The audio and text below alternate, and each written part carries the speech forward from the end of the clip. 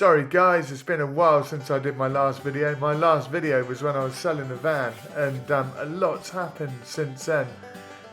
So the van's been sold. We've been bouncing a bit backwards and forwards from England. I was really rough for a month, so I haven't been haven't really been on it. But this video, I'm going to show you a piece of land that we found. I've shaken hands with two different owners because it's actually three separate plots. One owner has one plot and three brothers own another plot.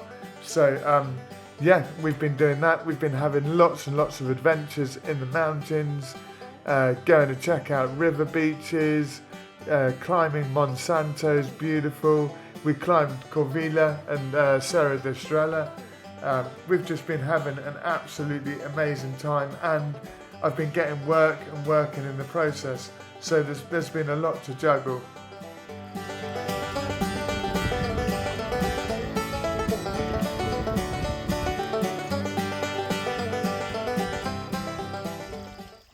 Okay, so this is the edge of the wall where plot 26 starts.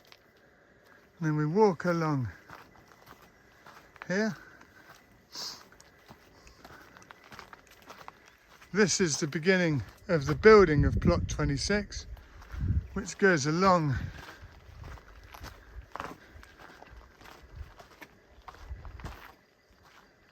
to here.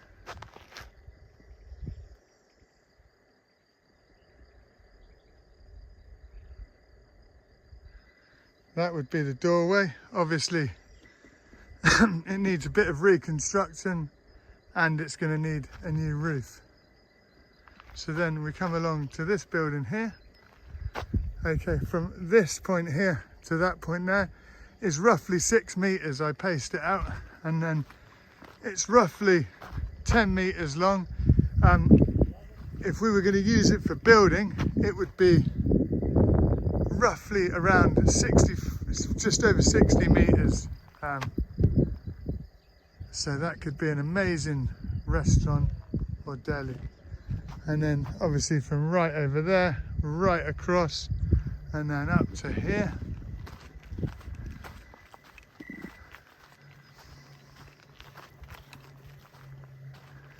Is the width of the land, and obviously this needs clearing out quite a lot.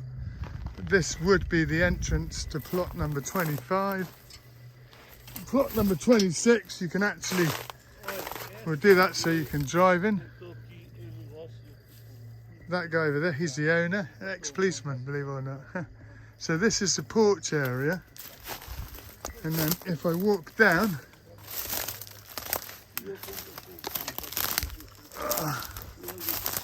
then we've got a bit of work to do here. You can see beautiful old bread oven, which we could turn into a pizza oven.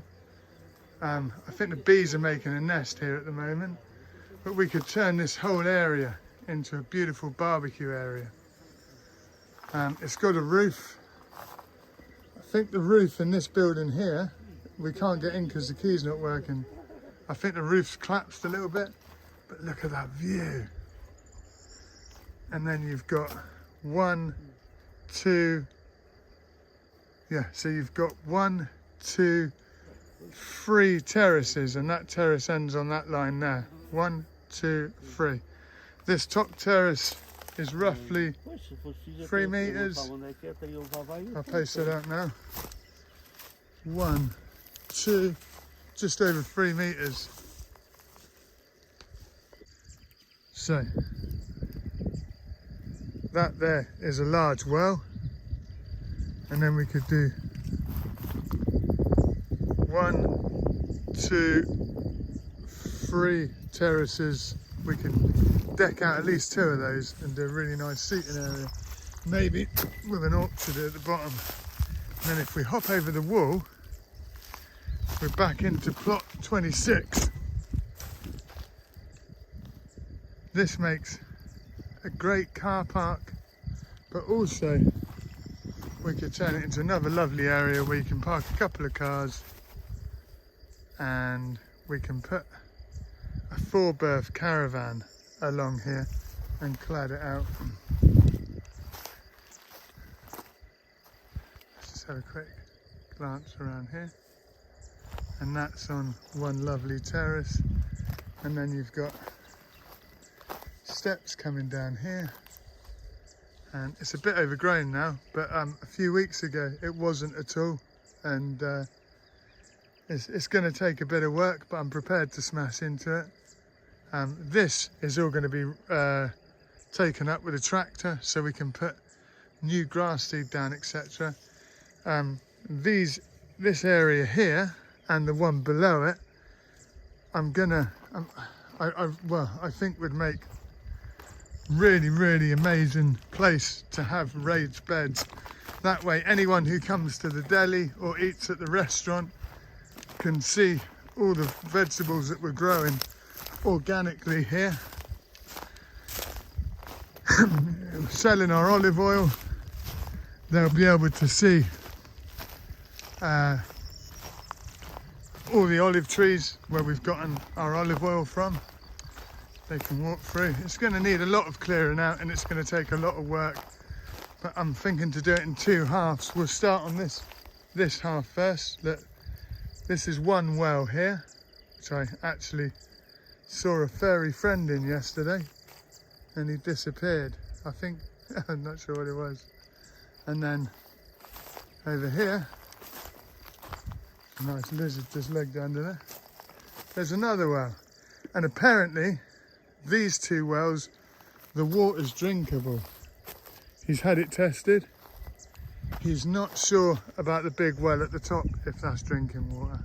So just to recap, the land goes from that wall right the way over to roughly about there. And then we come back this way.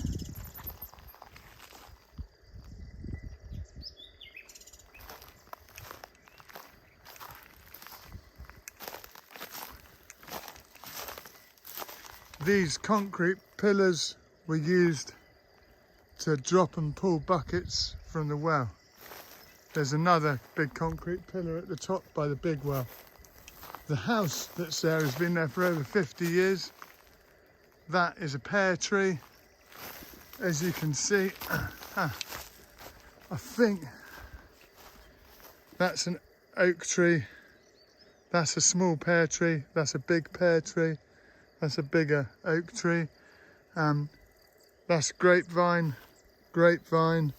Basically running from here all the way up the land is grapevines on this side and on this side. So there's going to be loads of grapes as well. This side has very old olive trees.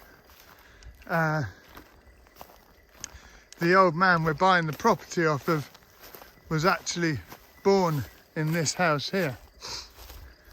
Don't know if you can see there, but it's absolutely covered in wild dill.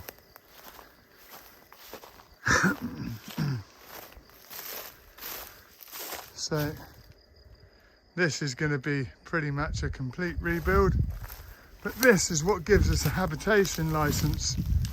The old guy was born in here. There we go, we've got an olive tree there. And basically, as far as you can see, right up now, it's all olive trees.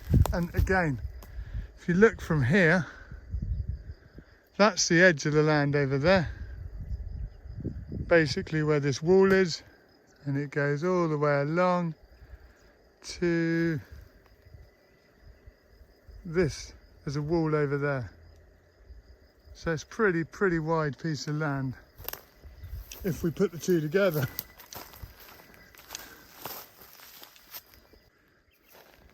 I've just booked me and Sam in on a distillation course which teaches us to make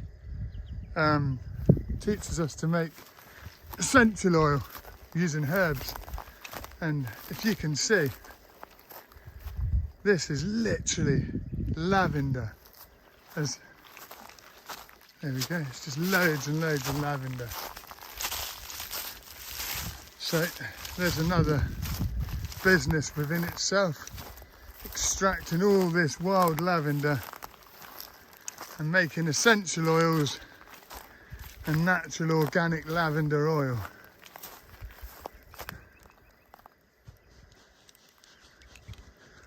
I think there's some, I'm not positive, but I think there's some pistachio trees on the land, but if there's not, we want to have pistachios on here, we want almonds. All these are olives. So it's just olives, olives, olives and lavender. But there's, oh, it smells beautiful. I can literally smell that lavender right so strong.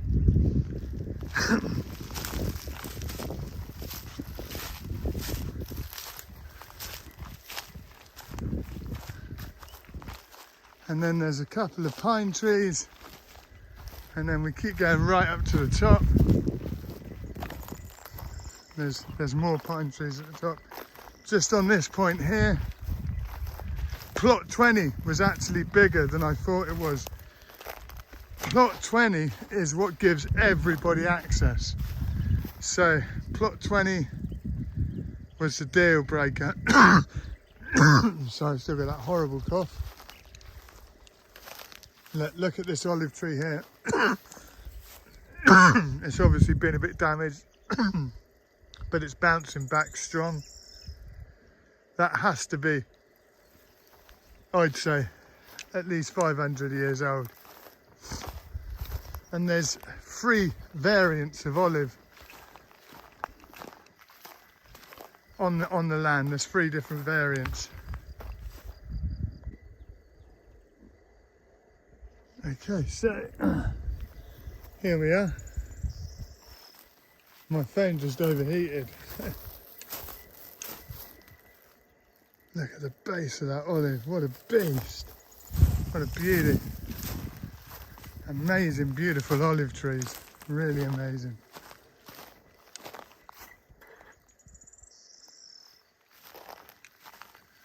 So we come down here, this is still plot 20, we've entered plot 20 now, so plot 20 goes right the way along.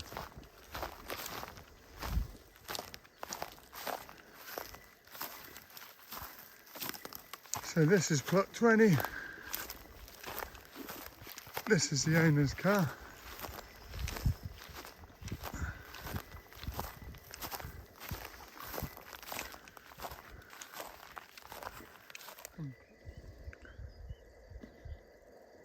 Sorry, so yeah, got a bit, my phone decided to start ringing. Thanks, Sam. So, now, plot 20 begins here, and it goes right over to there. That's plot 20. And plot 25 fins down, and right over to there is plot 26.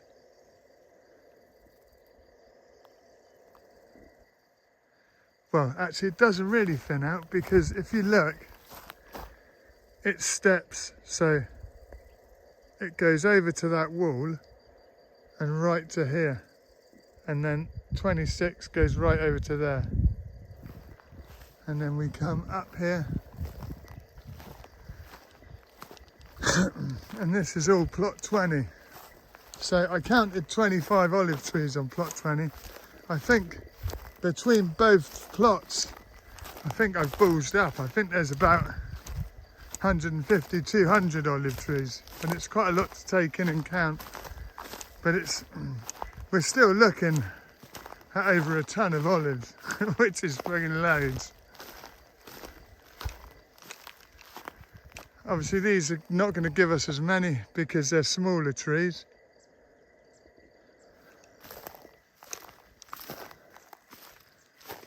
And then we got grapevines, fig trees, grapevines, fig trees.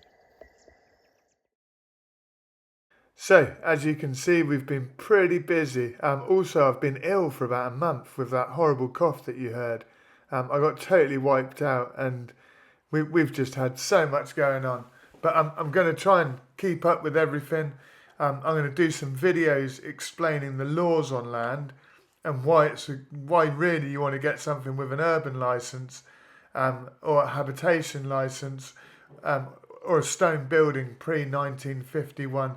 It does get quite complicated, and there's lots of laws you've got to check out, but you've also got to check out the area that you're buying, and if it's a nature reserve, if it's a fire risk area. There's so many things, and you need to get on it, and you need to go to the local council, which is called the Camera, and you need to check out with their architect what you can and can't do, and just try and keep on top of things so you don't come unstuck later.